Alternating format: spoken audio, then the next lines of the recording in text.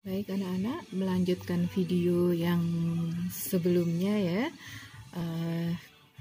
Pada video yang sebelumnya kita membahas aplikasi hukum 2 Newton untuk benda pada bidang datar. Yang ini ya, dengan gaya membentuk sudut.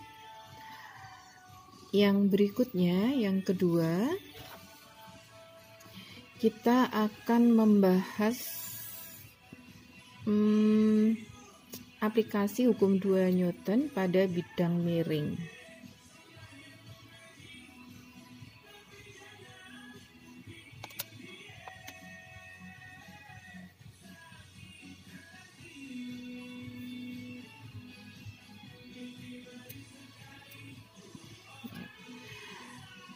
Di aplikasi yang ini, yang pada bidang miring, saya sertakan sekalian gaya geseknya agar kalian bisa lebih memahami lebih komplit bagaimana kalau ada gaya geseknya. Baik, kita gambarkan dulu bidang miringnya.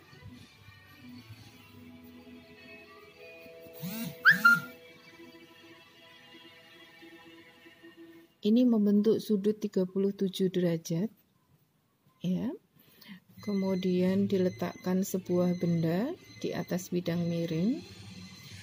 Masanya 2 kg. Kemudian gaya gesek, koefisien gesek benda terhadap bidang sentuhnya itu sama dengan 0,2.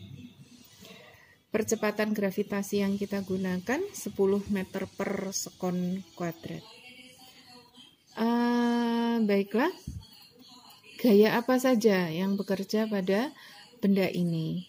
Anak-anak, untuk bidang miring, sumbu XY-nya tidak horizontal ya, tetapi sumbu XY-nya mengikuti bidang miringnya. Jadi sumbu X ini sumbu X dan ini sumbu Y-nya ya. Nah, sumbu X ini sejajar dengan bidang miringnya. Baik, yang pertama pada benda bekerja gaya berat W, kemudian bekerja gaya normal tegak lurus bidang sentuh, jadi arahnya ke sana. Nah, kemudian kita asumsikan benda ini akan bergerak kemana. Secara logika, kalau benda terletak pada bidang miring seperti ini, maka benda akan cenderung turun, cenderung meluncur di sepanjang bidang miring ini. Jadi percepatan A-nya arahnya sejajar dengan bidang miring. Ya, karena benda ini kita asumsikan meluncur, maka gaya geseknya itu melawan arah luncuran benda. Berarti kalau benda meluncur turun ke bawah, maka gaya geseknya akan ke atas, sejajar bidang miring. Jadi ke sini anak-anak. Nah, ini adalah gaya geseknya. Kemudian kalau kita perhatikan sumbu Y dan sumbu X ini, maka gaya F, ini gaya gesek F, ini sudah sesuai, sudah searah dengan sumbu X negatif ya. Kemudian N ini sudah searah dengan sumbu Y positif. Nah, yang belum searah sumbu X maupun sumbu Y adalah W. Jadi, W ini kita uraikan searah dengan sumbu X dan searah dengan sumbu Y. Cara menguraikannya silakan kalian perhatikan. Jadi W ini kita urai ke arah sini. Ini namanya WX. Kemudian ke arah sini. Kalian perhatikan cara saya menggambar. Diulang-ulang videonya, bagaimana cara menggambarkan WX dan WY. Kalian perhatikan ya, WX itu sejajar dengan sumbu X dan sejajar dengan bidang miring. Sedangkan WY itu tegak lurus bidang miringnya atau searah dengan sumbu Y-nya. Oke, bisa dipahami ya. Baik. Nah, kalau ini sudut kemiringan dari bidang miring itu 37 derajat, maka ini sudut ini sama dengan bagian ini, sudut yang ini. Ini 37 derajat juga. Maka WX karena dia tidak mengapit sudut sama dengan W sin 37 derajat. Apabila nanti masih ada yang perlu kalian tanyakan, silahkan kalian tanyakan di grup WA. Kemudian yang WY. Yang WY karena dia mengapit sudut, maka WY sama dengan W cos 37 derajat. Oke, sampai di sini bisa dipahami ya. Baik, kita lanjutkan. Seperti yang sudah-sudah, kita selesaikan dengan mengikuti sumbunya. Sumbu X dan sumbu Y. Yang pertama ke sumbu Y dulu. Kita tuliskan persamaan hukum 2 Newtonnya. Sigma F sama dengan M kali A. Sigma F-nya berarti sigma FY, karena pada sumbu Y. Perhatikan lagi gambarnya. Yang berada pada sumbu Y itu N dan WY. N sumbu Y positif berarti nilainya positif, dan WY karena searah dengan sumbu Y negatif, maka nilainya negatif. Sehingga pada ruas kiri, sigma FY itu sama dengan N min WY, sama dengan M kali A. Nah, A-nya kalian perhatikan, A itu searah dengan sumbu X. Pada sumbu Y tidak ada A, tidak ada percepatan gerak. Berarti pada arah sumbu Y, A-nya 0. Nah, M kali 0 ini berarti ruas kanannya nanti nilainya 0 ya. Sehingga N itu sama dengan WY. WY itu adalah W kali cos 37 derajat. W itu M kali G kali cos 37 derajat. Masanya 2 kg, G-nya 10, cos 37 itu 0,8. Ya, jadi gaya normal pada kasus ini itu sebesar 16 Newton. Ya. Kemudian kita ke sumbu X-nya anak-anak. Sebelah sini ya. Sumbu X, kita tuliskan persamaannya sigma Fx sama dengan M kali A. Ya, kita perhatikan kembali gambarnya. Yang sumbu X itu ada Wx dan ada F. Ada 2. Nah, Wx ini bernilai positif searah sumbu X positif, dan F itu searah sumbu X negatif, maka nilainya negatif. Sehingga pada ruas kiri Wx min F sama dengan M kali A. Wx-nya kita masukkan, yaitu W sin 37 min F itu mu kali N sama dengan M kali A. W-nya M kali G 2 kali 10, sin 37 itu 0,6, dikurangi mu 0,2, N-nya 16. Sama dengan M-nya 2, kemudian A. A-nya kita cari ya. Baik. Ini 2 kali 10 kali 0,6 itu 12 dikurangi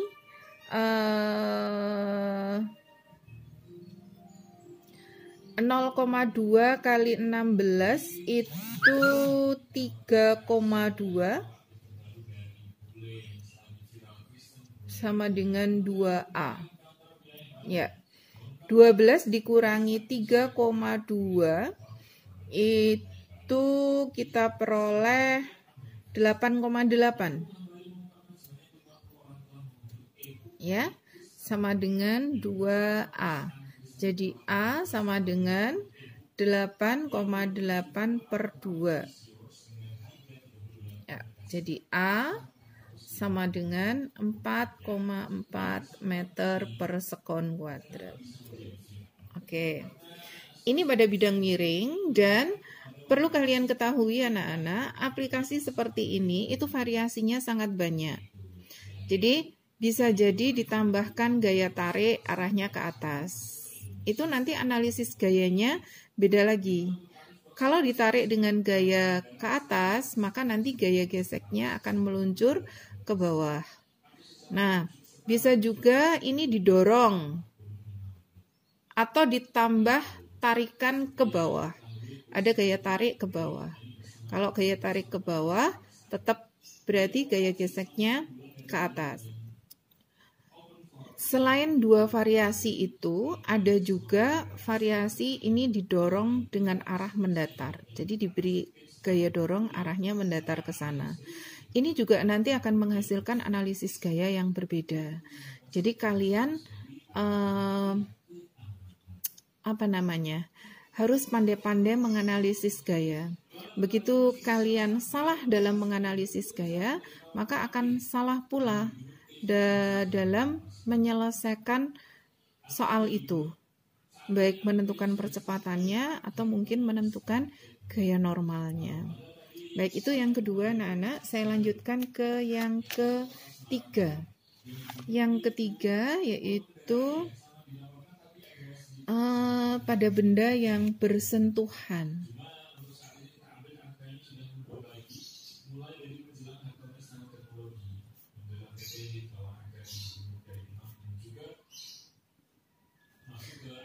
Pada benda yang bersentuhan itu seperti ini.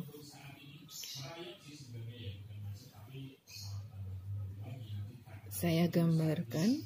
Ini ada dua buah benda dan mereka menempel. Misal ditarik dengan gaya F ya.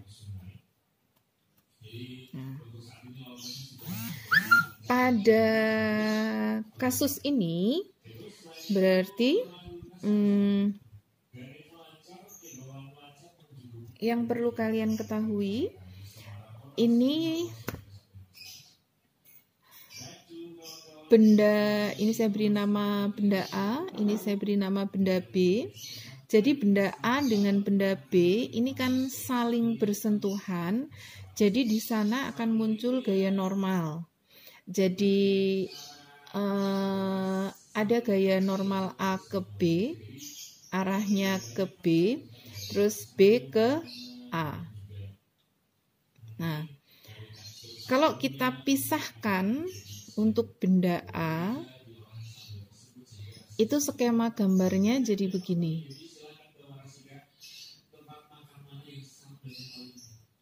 Nah,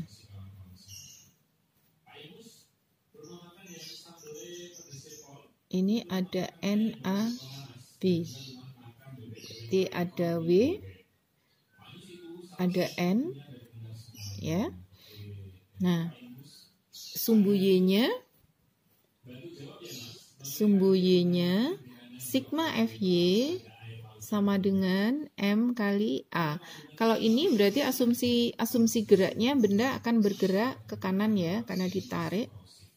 Nah, sigma FY itu N min W sama dengan M kali A-nya 0, karena tidak ada pergerakan ke arah sumbu Y, berarti N sama dengan W. Oke, terus kemudian pada sumbu X. Pada sumbu X, kalian perhatikan berarti hanya ada NAB. Kita tuliskan sigma Fx sama dengan M kali A. M-nya berarti MA. Nah, sigma Fx-nya hanya ada satu, yaitu NAB. Sama dengan MA kali A. Kalian perhatikan, gaya sentuh ini dari A ke B dan B ke A ini merupakan pasangan gaya aksi reaksi. Ini adalah pasangan gaya aksi reaksi. Sehingga NAB dengan NBA itu nilainya sama. Saya tuliskan di sini. NAB sama dengan NBA. Nah, kemudian kita analisis benda yang kedua. Benda B. Kita gambarkan. Nah, ada F ya. Kemudian ada NBA. Kemudian W dan N. Di sumbu Y, sigma FY sama dengan M kali A. Sigma FY-nya N min W, M kali A-nya 0. Nah, berarti N sama dengan W. Ya. Nah, sekarang untuk sumbu X. Kalian perhatikan sumbu X di gambarnya ya.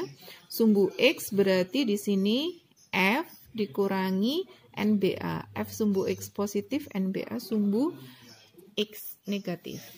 Jadi, sigma Fx sama dengan M kali A. Tadi F-nya sumbu X positif, jadi nilainya positif. Kemudian dikurangi NBA, karena NBA itu di sumbu X negatif. Jadi, dikurangi NBA sama dengan M kali A. M-nya berarti MA. Ya. Nah, kemudian F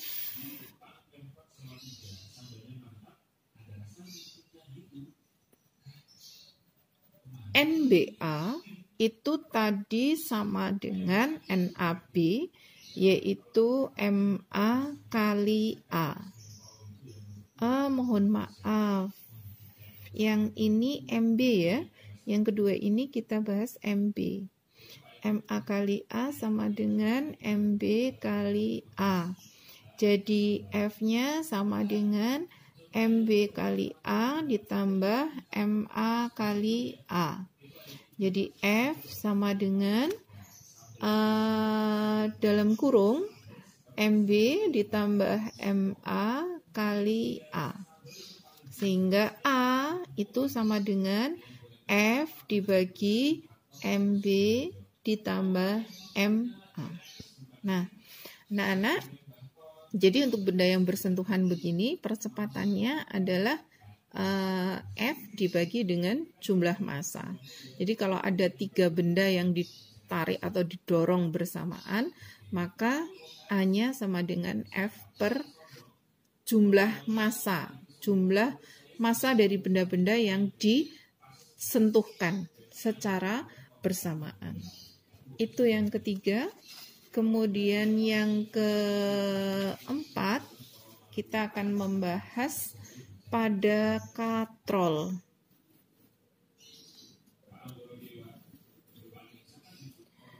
Aplikasi hukum 2 Newton pada katrol.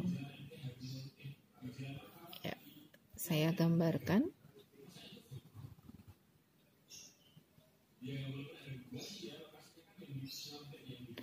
Ini saya beri nama MA. Kemudian ini digantung. Ini MB. Ini katrolnya dikaitkan ya pada pengait yang tetap. Di kelas 10 ini kita tidak akan membahas katrolnya. Kita hanya bahas pergerakannya. Nanti katrol akan dibahas di kelas 11. Lebih detail lagi di kelas 11. Baik, ini asumsi kita MB itu lebih besar dari MA. Nah, karena MB lebih besar dari A, maka perhatikan asumsi kita benda B akan meluncur ke bawah dan benda A akan ke atas. Jadi percepatannya ini ke bawah dan yang ini ke atas. Ya. Nah, selanjutnya kita gambar gaya-gayanya. Karena dia posisi tergantung, ya, berarti di sini bekerja gaya berat W. Ini juga bekerja gaya berat W. Kemudian di sini ada tegangan tali. Ini TB, ya. Ini TA. Oke.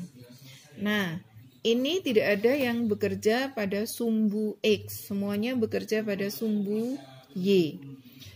Kita menganalisisnya per benda. Kita analisis satu persatu untuk benda A. Ya, kita tuliskan hukum 2 Newtonnya, sigma F sama dengan M kali A. Nah, sigma F di sini kalian perhatikan antara T dengan W itu yang searah dengan gerak benda itu positif. Yang searah dengan gerak benda positif. Berarti ini TA-nya positif. Ya, karena W-nya itu melawan gaya gravitasi sehingga W bernilai negatif. Maka sigma F di sini TA min WA sama dengan MA kali A. Ya.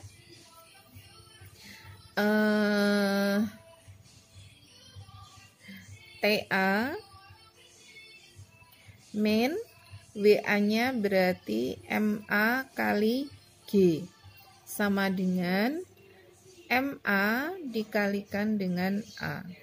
Ini kita simpan dulu sebagai persamaan 1 ya. Oke. Terus kita ke benda B.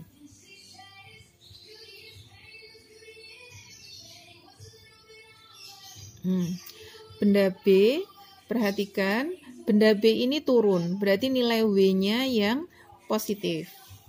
Sehingga persamaan hukum 2 Newtonnya sigma F sama dengan M kali A. Sigma F-nya berarti WB min TB sama dengan MB kali A. WB itu MB kali G min TB sama dengan MB kali A. Baik, kita mendapatkan 2 persamaan. Persamaan 1 dan persamaan 2.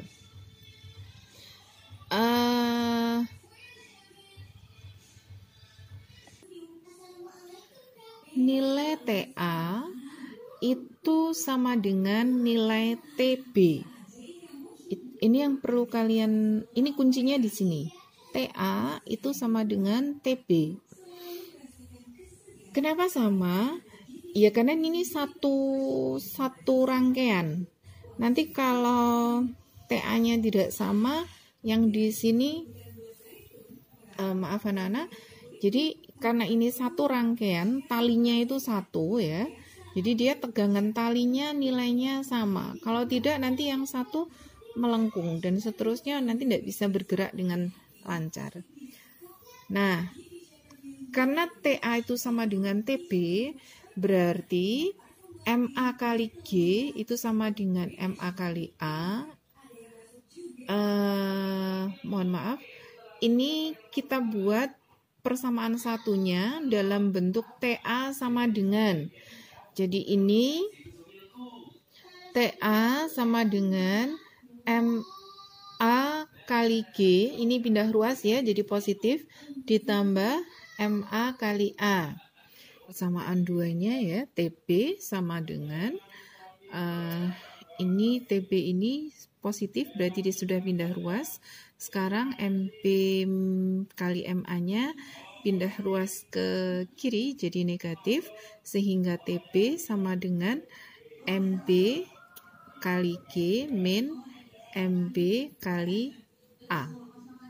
Nah, Karena TA sama dengan TB, berarti ini MA kali G ditambah MA kali A sama dengan MB kali G dikurangi MB kali A. Mari kita tuliskan.